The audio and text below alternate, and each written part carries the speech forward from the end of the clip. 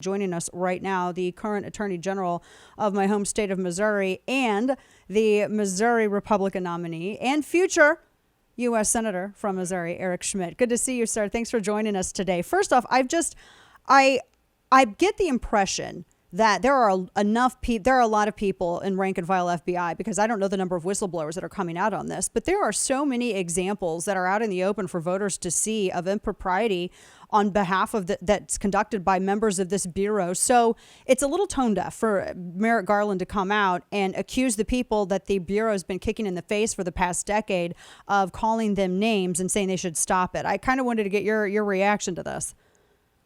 He's done incredible damage to the Department of Justice reputation. There's no doubt about that, and the FBI, because of the politicization of that office now. I mean, this is unprecedented. It's unreal, quite frankly. You know, the weaponization we see right now from the Department of Justice against political enemies that Joe Biden has picked out. I mean, just a few examples. Obviously, you have what happened this week with a pre-dawn raid of the former president, one time a political opponent, likely future political opponent. This is third world banana republic stuff. There's no way around it. It just is. And then you look and see how they went after parents who had the guts to show up at school board meetings, going after them as domestic terrorists under the Patriot Act. Yeah. You've got a situation where they're looking the other way on the Hunter Biden. That's a real national security issue. You got another example where an angry mob was trying to intimidate Supreme Court justices outside their homes. They didn't do anything about it, even though it violates federal law, even after a Supreme Court justice, there was an attempted assassination. Now you've got 87,000 IRS agents. They're, asking for people who, know how to use a weapon for as they get fanned across the country. This is crazy. And in fact, if this was happening in another country, our State Department would be warning people about it. Yeah. And I think that's how serious this is. This is not the United States of America. We're supposed to be a free country, and you're not supposed to have the Department of Justice taking aim at political enemies. It's a disaster. We're talking to the Attorney General of Missouri and a future U.S. Senator from the state as well, current Republican nominee. You had sent a letter out just yesterday to Charles Rettig, the Commissioner of the IRS, asking, talking about the expansion of the IRS, the militarization of the agency. And you noted some of the stuff that we've been discussing too, that they were the Criminal Investigation Division of the IRS, because there's the CI division and then there's the regular agents, which I don't understand why they need why they need that kind of division. There was a GAO report. I have this up that was looking into how much money they've actually spent over the past 10 years. There was a report that showed that they had spent $11 million on firearms and ammunition and military type equipment, etc. And even crazier, this from the IG of the Treasury, they were saying that a lot of these agents back from 2009 to 2011, they had 11 accidental discharges of a firearm that actually hurt property or caused injury to people. They had more accidental discharges than they did intentional discharges. It sounds like these are people who are not fit for the job. We're expanding it. I don't understand. I mean, this is insane. Why do they need? This is not what the well-regulated militia is supposed to look like. No, and by the way, 87,000 agents now to go after small business owners and individuals. I mean, these folks have completely lost their way, and that's more people, by the way, than we have in a lot of these other divisions, including the border. People than we have in Border Patrol. And think about that. If we actually had, the Democrats are flabbergasted at the idea that you would have trained, veterans, right? People who've used to use firearms protecting schools, but meanwhile they're okay with, arming IRS agents across the country. I mean, it's about power and control. This is a pro-authoritarianism party now. Yes. The founders never envisioned the administrative state like this. And that's one of the things I've talked about on the campaign trail. But when I get to the Senate, I'm going to take a wrecking ball at the administrative state. This stuff's out of control. They're not accountable to anybody. And our system of self-government really relies on the idea people are accountable. You can see what the decisions they made. You send them there, you send them home. The deputy undersecretary of the EPA or the IRS, nobody knows who these people are. Yet they do things like this. And Dana, this followed up a letter that we sent also to, which you may want to touch on also, Chris but Wray, to, FBI. To Chris Wray. And this was, by the way, before the raid of Trump's private residence. This was them saying that they're going to come in and audit CCW permits in Missouri to local sheriffs. So I saw this ridiculous. story, we're talking with Attorney General Eric Schmitt and Missouri Republican nominee for U.S. Senate. I saw this story. I'm trying to figure out how they think that they have a legal standing to do that. Well, I don't know if they do or they don't, but we told them flat out, you don't. You're not welcome in Missouri to do this. There's actually, not only do we have the Second Amendment Preservation Act that we're defending in court right now, but we also have a statute specific to this, because a few years ago when Barack Obama was president, we caught wind of it. The Missouri legislature passed a law that made it very clear that the only people that should have access and can have access to individual CCW permits in those counties are those local sheriffs who, of course, are elected. Now here you have the federal government through the FBI saying, we want to know who these people are. And we fired back and said, you've completely lost the trust of the Missouri people. The Second Amendment is very important. There is no way we're going to allow you to come in and create your own database now of who has a firearm or who's a CCW permit holder. And so it's just another example, Dana, of these folks.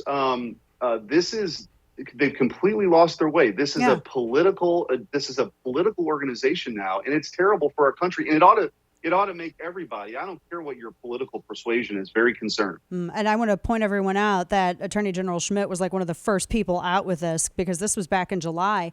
And to give people a little more context, they had, maybe more since the story that I have, but it said they had randomly audited, and this is the FBI, 24 sheriff's offices in Missouri. They were looking at CCW details. Thankfully, all of them refused to comply, because this is a state-issued, state-regulated, state-managed, state-financed program.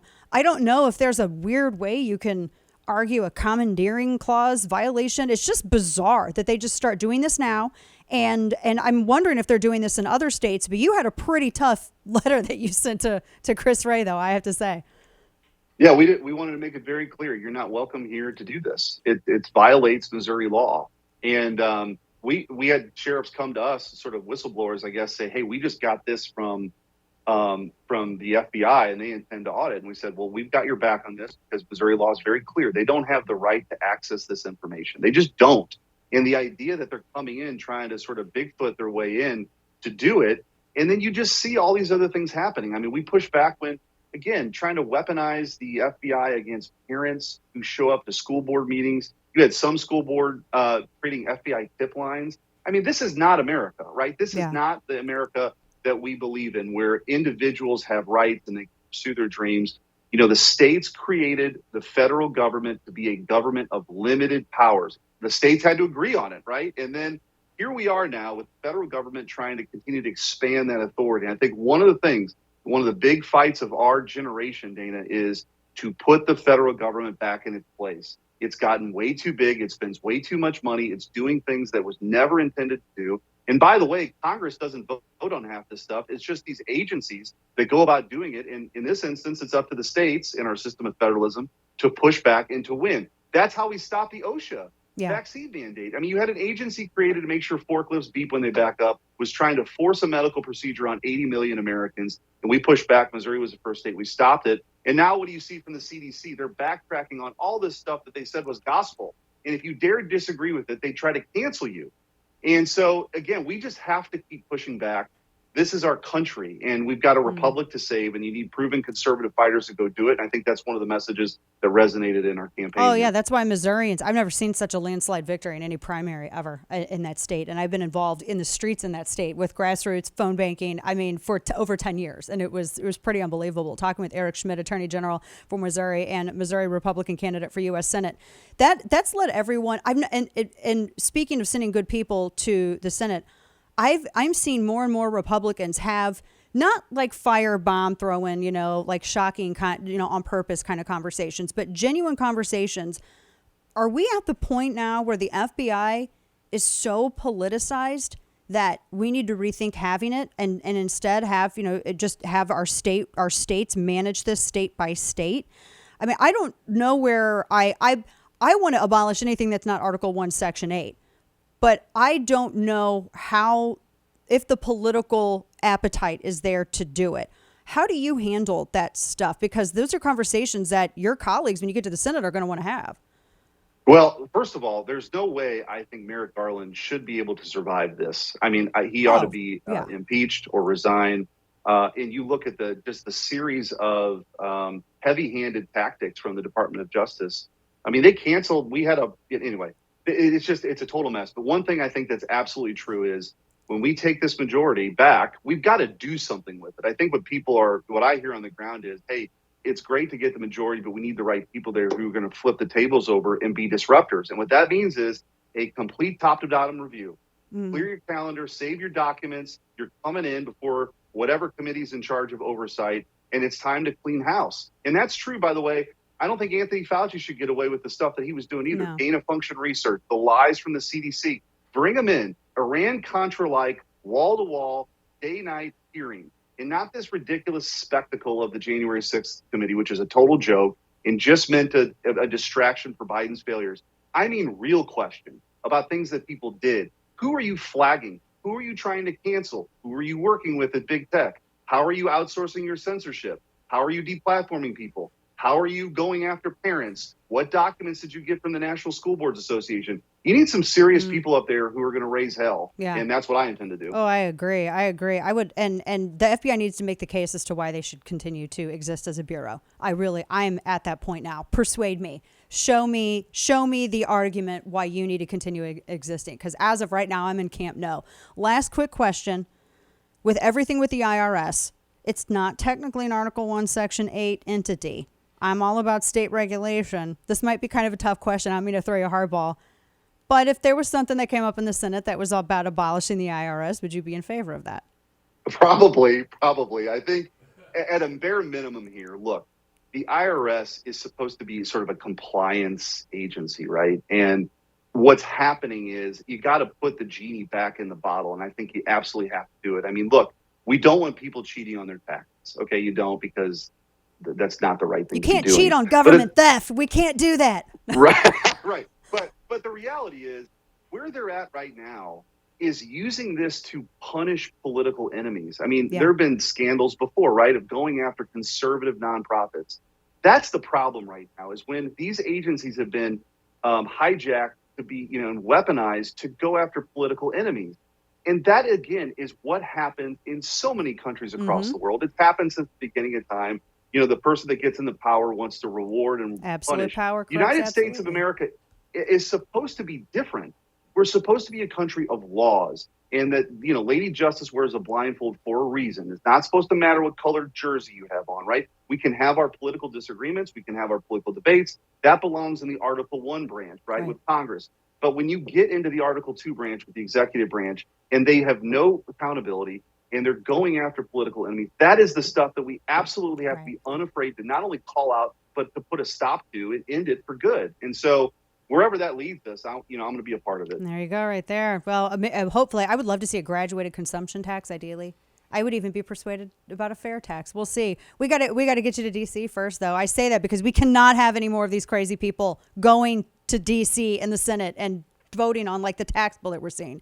Can't have it. Eric Schmitt, Attorney General of Missouri and Republican nominee in Missouri for U.S. Senate, U.S. Senate. I was getting ready to call you Senator, Attorney General all at once. You got a lot. There's a lot happening, but it's congratulations. I haven't been able to. I don't think tell you No, I did tell him congratulations. You did. You did. Yeah, I did. It's Friday. We're waiting for the warrant to get unsealed. It's Friday. It's crazy. And by the way, Dana, we dominated in Jefferson County, which I know that you would absolutely appreciate. I'm pretty much related to everybody there. I mean, right. I have like a huge family. I'm related to everybody there. Good to see you. Eric Schmitt, as always. Take care. Thank you so much for your time today. Dana.